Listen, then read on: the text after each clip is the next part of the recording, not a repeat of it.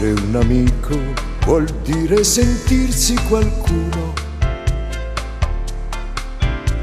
vuol dire trovarsi la sera in un certo caffè, ricordare una strada, un bagno nel fiume, due occhi sgranati sulla grande città. Avere un amico vuol dire fermare un po' il tempo,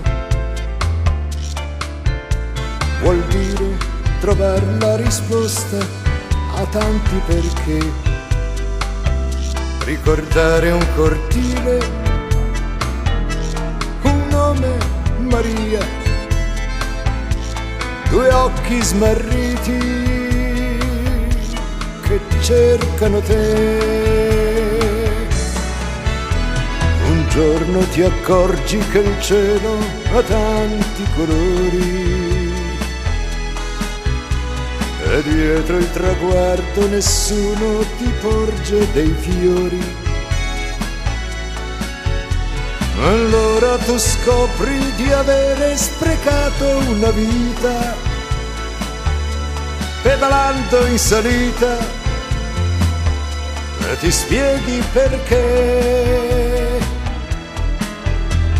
Avere un amico vuol dire sentirsi qualcuno,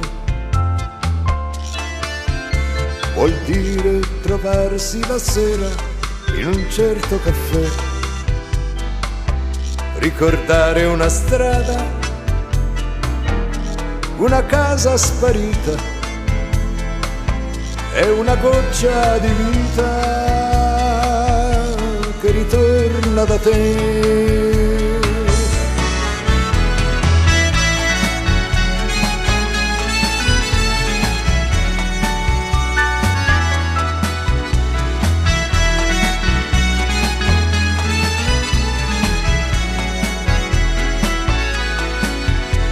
Allora tu scopri di avere sprecato una vita pedalando in salita e ti spieghi perché. Avere un amico vuol dire sentirsi qualcuno, vuol dire trovarsi la sera in un certo caffè, ritrovare una strada, una casa sparita e una goccia di vita che ritorna da te.